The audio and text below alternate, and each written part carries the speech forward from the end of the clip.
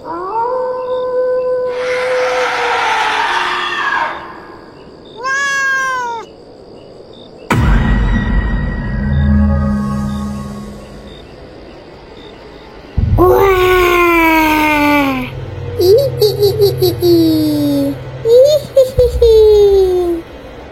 Sekarang duduk yang rapi.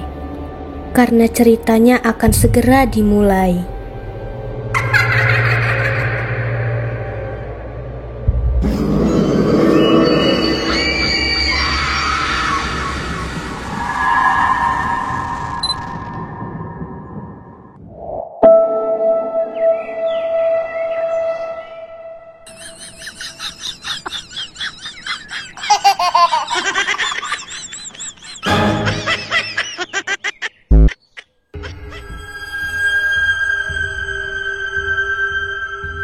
Gimana, Dam?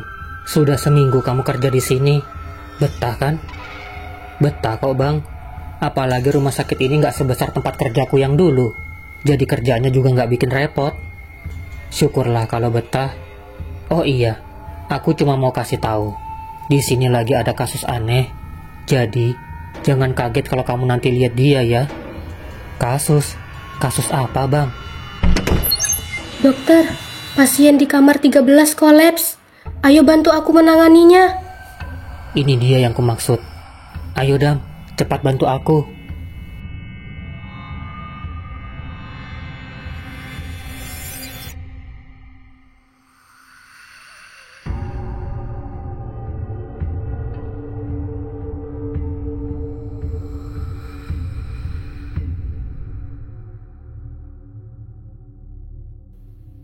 Dokter, dia sudah mulai lapar lagi.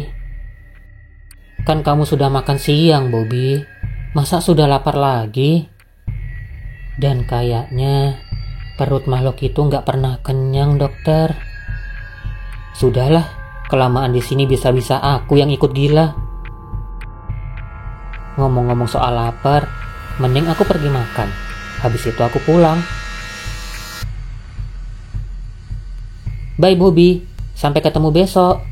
Dadah, dokter.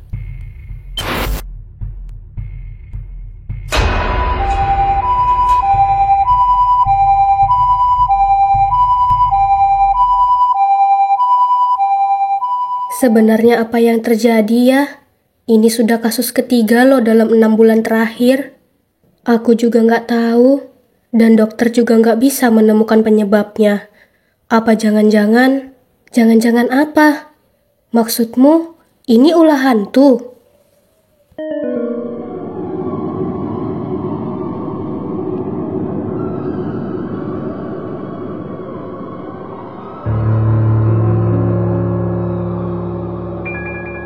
Selama saya memimpin tempat ini, baru kali ini saya dibuat pusing seperti ini, Dam. Kenapa kasus ini terus berulang dengan cara yang sama? Entah apa yang terjadi pada mereka semua. Apa peristiwa ini memang sudah lama terjadi, Pak? Tidak, Sadam. Ini baru terjadi setahun belakangan ini.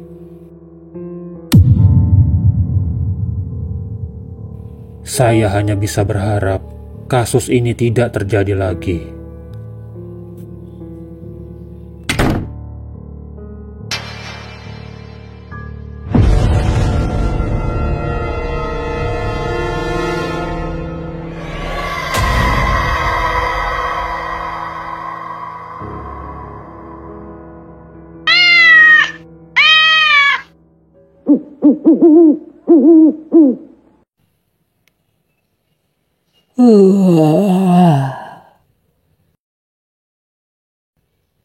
Sial, sudah jam segini.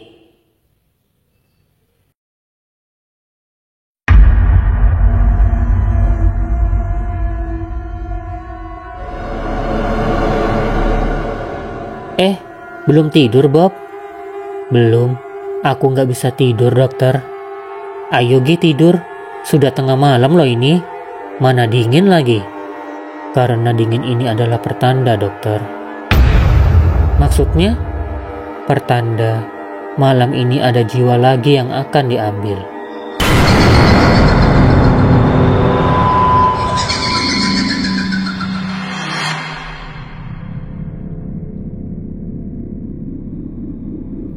Maksudmu apa, Bobby? Jangan bicara yang aneh-aneh gitulah, Dek. Aku nggak aneh-aneh, dokter. Di tempat ini nggak ada yang namanya kebetulan. Semua kasus koma itu semua karena dia, sosok penunggu rumah sakit ini. Dan dia sangat jahat, dokter. Mana mungkin, para dokter sudah menyelidiki semuanya kok. Dan gak ada apa-apa. Para dokter itu hanya bisa melihat dari luar. Mereka gak tahu apa yang terjadi di dalam. Dia memakan jiwa para pasien secara acak. Dan malam ini, dia akan berburu lagi. Bobby, lagian kamu kok kayak tahu semua ini? Memangnya kamu gak takut? Tentu saja aku takut. Tapi rasa takutku tidak akan mengubah apapun. Aku gak bisa apa-apa, dokter. Apa yang kamu bicarakan, Bobby? Ini gak masuk akal. Semua ini pasti ada penjelasan medisnya.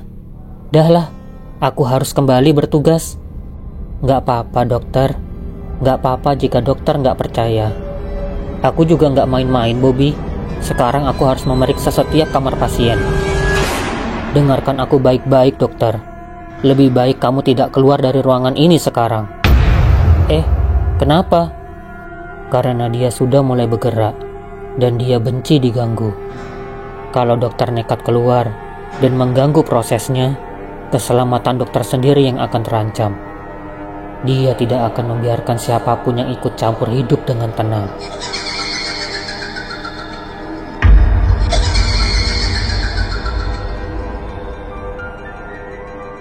Baiklah, kalau memang semua ini benar, apa yang bisa kita lakukan untuk menghentikannya? Sebenarnya ada cara. Ada 2 anak indigo di kota ini yang bisa melihat dan menghentikan sosok itu. Mereka satu-satunya harapan kita, dokter. Apa? Anak indigo? Memang siapa mereka?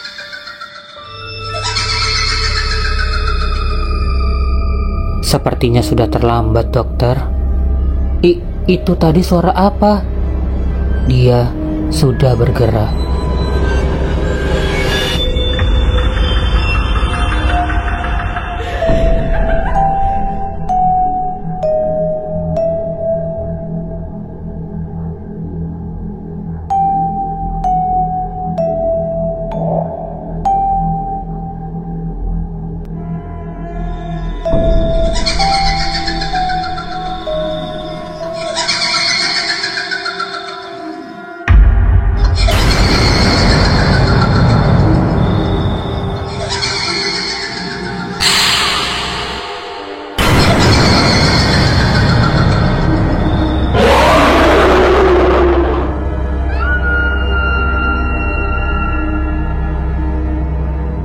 Siapa mereka, Bobby? Tolong, siapa 2 anak indigo itu? Di mana mereka tinggal? Sudah aku bilang, dokter, gak ada gunanya lagi. Sekarang, duduklah di sebelahku. Jangan membuat keributan. Apa? Karena kita sudah terlambat, dokter.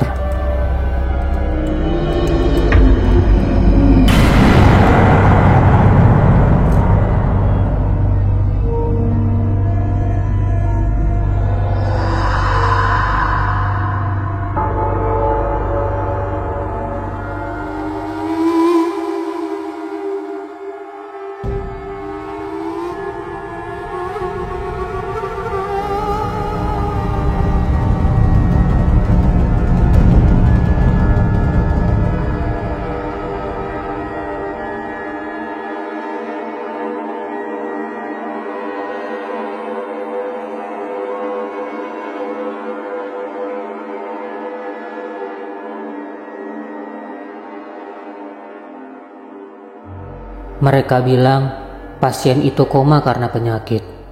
Tapi aku tahu apa yang sebenarnya terjadi. Sebenarnya ada cara.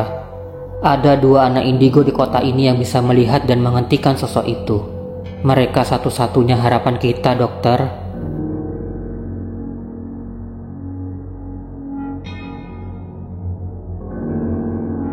Siapa anak indigo itu? Kenapa Bobby memberitahuku jika tidak ada yang bisa aku lakukan? Di mana aku harus mencari mereka? Nama mereka saja aku nggak tahu. Sial, Aku nggak bisa berhenti memikirkannya.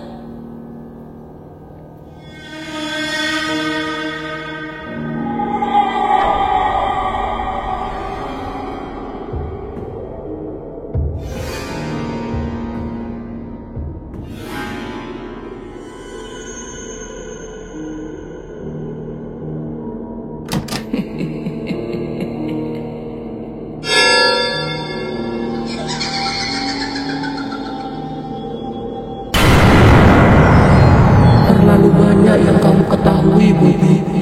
Dan kamu sudah terlalu banyak bicara. Sekarang, giliran